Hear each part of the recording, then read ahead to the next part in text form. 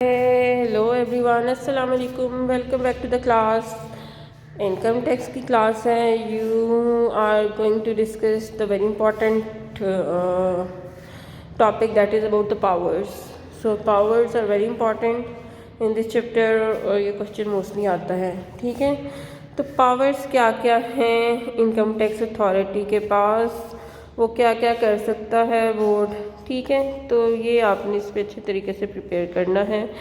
Function and powers of the federal board of revenue, FBI की क्या है।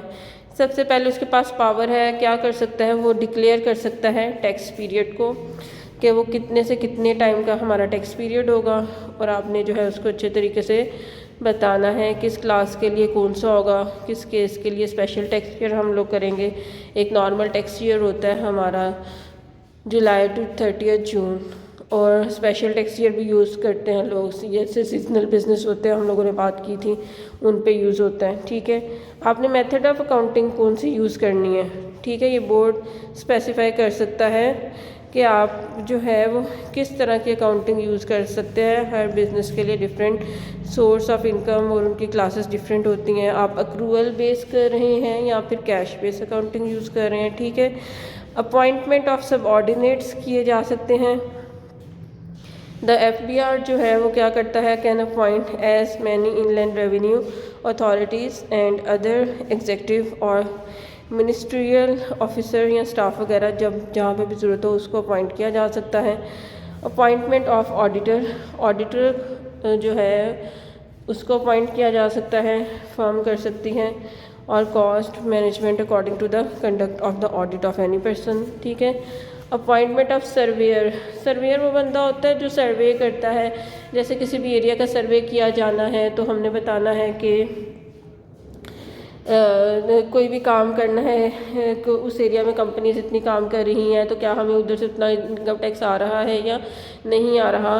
तो अपॉइंटमेंट ऑफ सर्वेयर ये भी FBR की पावर है कि वो कर सकता है। डेलीगेशन ऑफ पावर्स, डेलीगेट इस power for the reason of administrative convenience, जहाँ भी आसानी के लिए जो है हम लोग किसी को उनकी पावर्स दे सकते हैं, अपॉइंट कर सकते हैं उसके एरियाज़ के हिसाब से, उसकी अथॉरिटी के हिसाब से।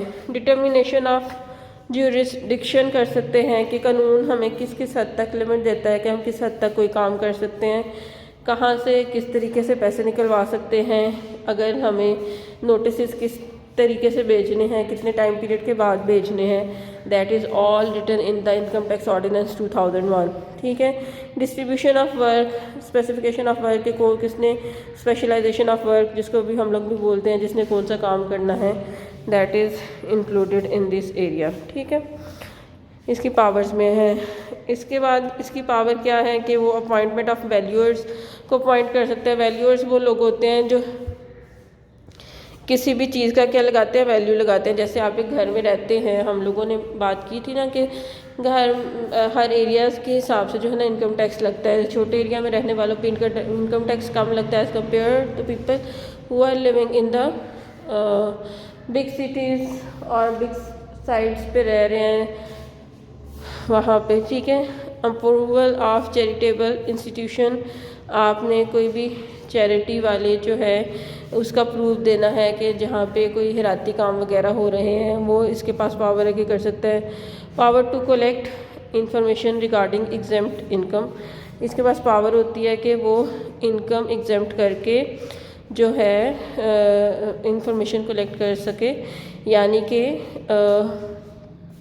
किसी भी एजेंसी या डिपार्टमेंट या गवर्नमेंट का कोई भी अदारा जो है वहाँ से डाटा जो लेना चाहिए उसको एग्जेम्प्ट फ्रॉम इनकम के अलावा जो है वो डाटा लिया जा सकता है। आज आप इतने कर लें, नेक्स्ट क्लास में मैं आपको बाकी कवर करवाऊँगी। ठीक है, टेक केयर ऑफ़ योरसेल्फ, अल्लाह हाफिज़।